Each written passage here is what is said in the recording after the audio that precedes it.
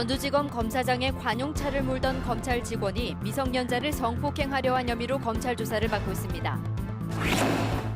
농공단지 생산품을 납품하는 조건으로 자치단체와 수의계약을 맺은 업체가 다른 지역 제품을 들여왔다는 의혹이 경찰 수사 결과 사실로 드러났습니다. 헌법 개정을 위한 토론회가 열렸습니다. 참석자들은 지방분권과 선거제도, 정부 형태 등 시대 상황에 맞는 헌법 개정이 필요하다고 강조했습니다. 대입 수시 모집을 앞두고 학교에서는 본격적인 진학 지도가 시작됐습니다. 여러분 안녕하십니까? JTV 8시 뉴스입니다. 미성년자를 성폭행하려던 20대 남자가 경찰에 붙잡혔습니다. 다른 사람도 아니고 전주지검 검사장의 관용차를 운전하던 검찰 직원이었습니다. 하원우 기자의 보도입니다. 전주의 한 모텔입니다. 지난 7월 30일 새벽 27살 A씨는 친구 소개로 알게 된 18살 B양과 술을 마시다 함께 이 모텔에 들어갔습니다. B양은 술에 취해 잠든 사이 A씨가 자신을 성폭행하려 했다며 경찰에 신고했습니다. B양은 이날 처음 만난 A씨가 성폭행을 시도하고 모텔비까지 내놓으라며 따지자 경찰에 신고한 것으로 알려졌습니다. 경찰은 A씨를 준강간 미수 혐의로 불구속 입건하고 사건을 검찰에 넘겼지만 A씨는 혐의를 부인하고 있습니다. 한급불능 상태에 있는 사람을 이제 뭐 강제 추행한 거 이런 겁니다. 근데 이제 술도 먹었기 때문에. A씨는 당시 전주지검 검사장의 관용차를 몰던 운전기사였습니다. A씨는 경찰 수사가 시작되자 이 사실을 검찰 간부에게 보고했지만 검찰은 아직까지 별다른 인사조치를 취하지 않고 있습니다. A씨는 사건 다음 날인 지난달 1일 새 검사장이 취임한 뒤 다른 업무용 차량을 운전하고 있습니다. 검찰은 아직 밝혀진 게 없다며 검찰 수사 과정에서 필요하면 직위 해제 여부를 결정하고 범죄 사실이 드러나면 엄벌할 계획이라고 밝혔습니다. 검찰은 또 기소 여부와는 별개로 공무원의 품위를 손상한 부분에 대해서는 별도의 징계 조치가 있을 것이라고 덧붙였습니다. JTB 뉴스 하원호입니다. 한 농공단지 입주업체가 계약과는 다르게 고창군에 다른 회사 제품을 납품한 의혹 보도한 적이 있습니다. 이 같은 의혹이 사실로 드러났습니다. 경찰이 업체 대표 등 2명을 기소 의견으로 검찰에 송치했습니다. 정원익 기자가 보도합니다. 이 농공단지 입주업체는 지난해 직접 생산한 하천 경사면 보강제 18억 원어치를 납품하기로 고창군과 수의계약을 맺었습니다. 100억 원대 규모의 갈곡천 정비사업에 들어가는 제품입니다. 하지만 부산의 특정 회사 제품을 직접 생산한 것처럼 속여 고창군에 납품한 의혹을 받았습니다. 제대로 된 설비를 갖추지 않은 채 이른바 유령 공장으로 눈속임을 했다는 겁니다. 상대하면서 뭐 생산도 하고 그래야만이 공장이 운영이 된다는 거지. 이거는 유령 회사는 다름없는 것이지. 경찰 수사 결과 이 같은 의혹이 사실로 드러났습니다. 제품을 생산하지 않고 유통만 했다는 결론입니다. 저희가 수산 받은 전량을 사왔는데 다 만든 거를 그러니까 유통만 한 거죠, 한마디로. 붕괴 위험 때문에 지난해부터 공사가 이루어진 고창 교촌지구 정비사업도 마찬가지. 이 업체는 이곳에서도 같은 수법으로 모두 6,400만 원어치의 보강제를 납품한 사실이 추가로 밝혀졌습니다. 경찰은 위기에 의한 공무집행 방해 혐의로 업체 대표 이모 씨 등 2명을 기소 의견으로 검찰에 송치했습니다. 또 이 업체의 자금 운영 부분 등에 대해 수사를 확대할 예정입니다. JTB 뉴스 정원익입니다.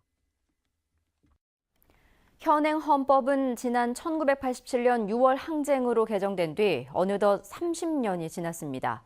정치권은 시대상에 맞게 헌법을 고치자며 국회 헌법 개정 특위를 운영하고 있는데요. 전국에서 4번째로 국민 의견을 듣기 위한 토론회가 전주에서 개최됐습니다. 이승환 기자의 보도입니다. 국회 개헌특위 김성태 위원은 현행 헌법이 권력 집중에 따른 부작용을 낳아왔고 변화된 사회상을 제대로 담지 못하고 있다고 말했습니다. 이제는 우리가 현재 직면하고 있는 시대 상황을 반영하고 우리 사회의 분열과 갈등을 해결할 수 있는 새로운 헌법 체제를 구축해야 할 때입니다.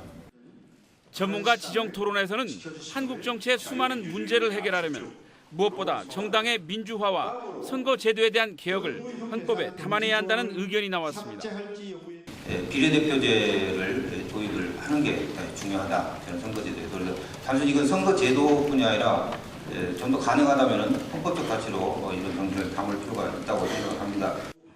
시도별 토론회 때마다 가장 관심사인 지방 분권에 대한 의견도 이어졌습니다.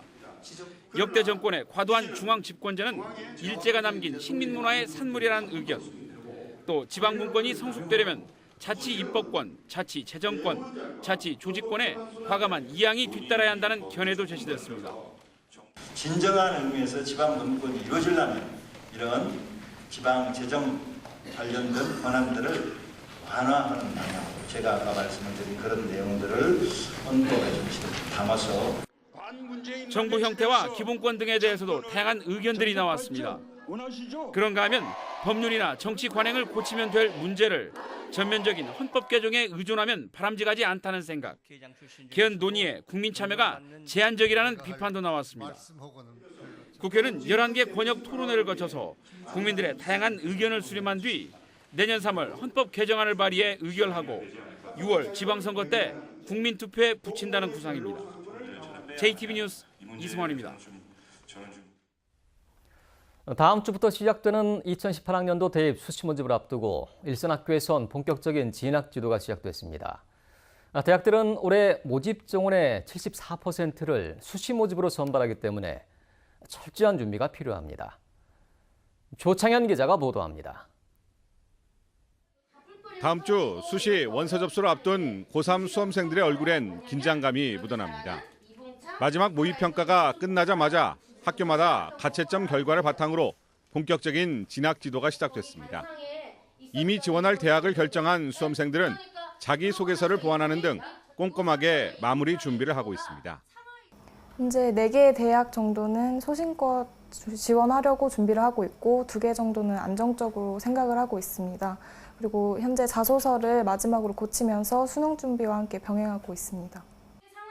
수험생들은 마지막 남은 사나흘 시간 동안 자신의 실력이 어느 정도인지 정확하게 파악하고 지원 대학의 전형에 맞게 준비해야 합니다.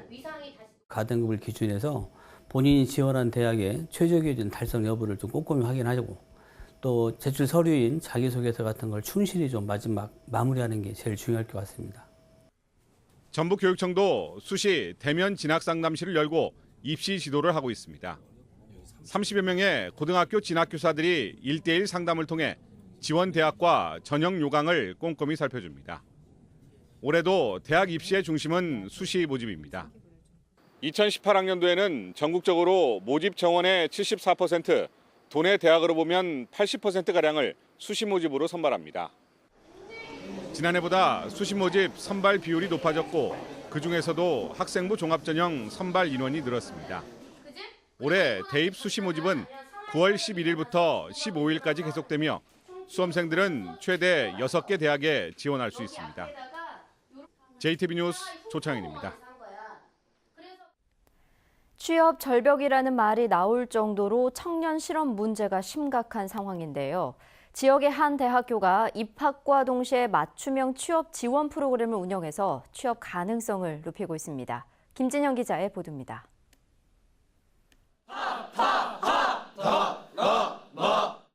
발음 연습에 여념이 없는 대학생들, 생각보다 쉽지 않습니다. 이번에는 자기소개 시간. 자격증을 취득하는 목표인 일반 학생입니다. 자신감 부족한 목소리에 제대로 전달조차 되지 않습니다. 그러나 하나둘 부족한 점을 고쳐가니 면접 등 취업 관문을 통과할 수 있다는 자신감이 점차 쌓여집니다. 처음에 나갔을 때는 제가 실수도 많이 하고 사람들 시선에 쳐다보지 못하고 말을 해왔는데 두 번째 때는 사람들 시선도 눈도 맞추면서 말도 할 수 있었고. 지역의 한 대학교가 학생들의 취업 기회를 넓히기 위해 취업 지원 프로그램을 마련했습니다. 입학과 동시에 진로 심리 검사와 전문가 상담 등을 거쳐 프로그램을 짜 취업을 앞둔 학생뿐만 아니라 저학년 학생까지 참여토록 했습니다. 저는 먼저 견문을 좀 넓히고 싶었어요. 그래서 경험이 많아야지 다른 일을 할 때 접할 때 남들보다 앞서간다고 생각해서 이렇게 지원하게 됐습니다. 대학교 측은 모든 학생들이 취업에 미리 대비하면 취업 경쟁력을 더 높일 수 있을 것으로 기대하고 있습니다. 산업체 현장을 분석해서 산업체에서 요구하는 프로그램을, 커리큘럼을 산업체 현장에 계신 분들하고 같이 프로그램을 같이 짭니다. 한 발 앞선 취업 지원 프로그램이 취업 절벽을 극복하는 돌파구가 될지 관심이 모아지고 있습니다. JTV 뉴스 김진영입니다.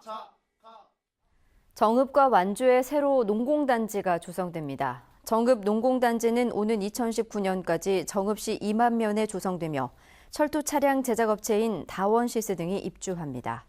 오는 2020년 완주군 삼리읍에 조성될 새 농공단지에는 전주와 완주의 기업을 도울 중소기업들이 입주하게 됩니다. 익산 국가식품 클러스터 입주기업이 원료 등으로 사용하는 농산물을 전북산으로 공급하는 방안이 추진됩니다. 전라북도는 국가식품 클러스터 지원센터에서 입주기업의 수요를 접수하면 농산물 통합 마케팅 조직을 활용해 전북산 농산물을 공급하기로 했습니다. 전라북도는 농산물 공급 체계를 체계적으로 갖추면 입주기업은 신선한 농산물을 공급받고 농가에서는 안정적인 판로를 확보하게 될 것이라고 기대했습니다. 전주 산업단지와 팔복동 철길 주변을 흐르는 금학천이 생태하천으로 정비됩니다.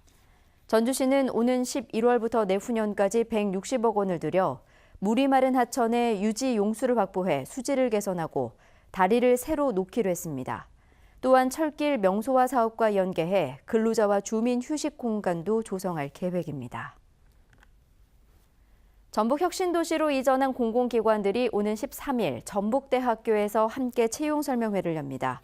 채용설명회에 참여하는 기관은 국민연금공단과 한국전기안전공사, 한국국토정보공사 등 6곳입니다. 이들 기관은 설명회를 통해 채용 요강 등을 소개하고 상담 부스를 운영합니다. 오늘 오전 5시 15분쯤 군산시 여청도 남서쪽 약 117km 해상에서 조업 중이던 쌍끌이 여선 2척이 충돌했습니다.